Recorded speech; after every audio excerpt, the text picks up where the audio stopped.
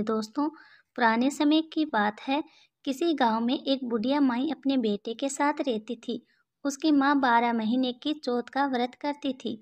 वह हर महीने की चौथ को 5 चूरमे के लड्डू बनाती, जिसमें से एक चौथ माता का, एक गणेश जी महाराज का, एक गाय का निकाल कर दान करती, एक अपने बेटे को खिलाती और एक स्वयं खाती थी।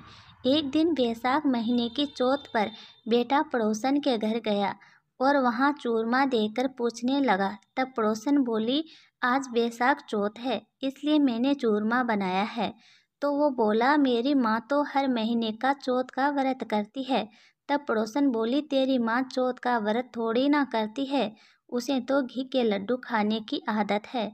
तेरी मेहनत की कमाई बर्बाद करती है, सारे लड्डू खुद खा जाती है और तुझे खाने को बस एक लड्डू देती है। लड़का उसकी बातों के बहकावे में आ गया और अपनी माँ से बोला, माँ, तुम घी के लड्डू खाती रहती हो और मुझे बस एक लड्डू देती हो, इसलिए अब तुम ये चौथ का व्रत करना छोड़ दो। माँ ने कहा, बेटा, मैं तो चौथ माता का व्रत तेरी ही सुख शांति के लिए करती हूँ, मैं ये व्रत नहीं छोड़ सकती। इस पर बेटा बोला, यदि तुम ये व्रत नहीं छोड़ सकती तो मैं विदेश जा रहा हूँ। माँ बोली, बेटा, यदि तू मुझसे नाराज होकर विदेश जाना चाहता है तो ये चौथ माता के आंखें अपने साथ ले जा। यदि तुझ पर कोई संकट आ जाए तो तू चौथ माता और विनायक जी को याद कर इन्हें डाल देना, तेरे संकट दूर हो जाएगा। उन आँखों को लेकर बेटा विदेश चला गया। रास्ते में उसे एक खून से भरी नदी मिली, जिसे पार करना असंभव था। तभी उसे अपनी माँ की बात याद आई और उसने एक आखा चौथ माता का नाम लेकर उस नदी में डाल दिया और कहा, हे चौथ माता, यदि मेरी माँ सच्ची है और वो मेरे लिए व्रत करती है तो ये नदी दूध और पानी से भर जाए और मुझे रास्ता मिल जाए। उसके ऐसा कहते ही नदी दूध और जल से भर गई और उसे रास्ता मिल गया। आगे चलने पर भयंकर जंगल में उसे शेर मिला, जो उसे खाने के लिए उस पर झपटा। उसने एक आखा चौथ माता को याद कर उस शेर की ओर फेंक दिया। उसे शेर पीछे हट गया।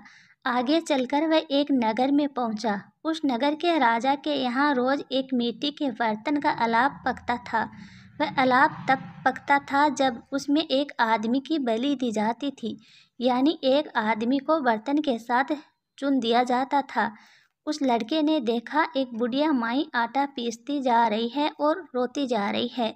इसका कारण पूछने पर बुढ़िया माई बोली, आज मेरे इकलौते बेटे की अलाव में जाने की बारी है। तब वह लड़का बोला, बुढ़िया माई, तू मुझे जल्दी से खाना खिला दे, तेरा पुत्र की जगह मैं जाऊंगा।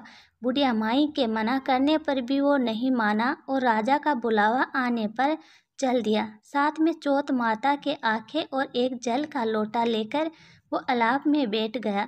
दूसरे दिन अलाव पककर तैयार हो गया। जब लोग अलाव में से बर्तन निकालने लगे तो अंदर से आवाज़ आई, धीरे धीरे बर्तन उतारो, अंदर मैं हूँ। लोगों के आश्चर्य का ठिकाना नहीं रहा।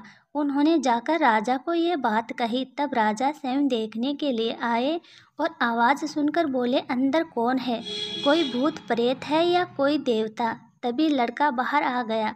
बुढ़िया माई और राजा के पूछने पर उसने कहा, यह चमत्कार मेरी चौथ माता और विनायक जी महाराज के व्रत का है, जो मेरी माँ हर महीने मेरी सलामती के लिए करती है। उन्हीं के प्रताप से आज मेरा यह भयानक संकट दूर हुआ है। यह सुनते ही राजा ने पूरे नगर में ऐलान करवा दिया कि सभी सुहागन स्त्रियां बेटे की माँ चौथ माता का व्रत करे। हो सके तो 12 महीने की चौथ माता का व्रत करे, नहीं तो 4 बड़ी चौथ माता का व्रत करे, और वह भी ना हो तो 2 चौथ तो अवश्य ही करे। प्रिय दोस्तों, ये थी चौथ माता की व्रत की कथा।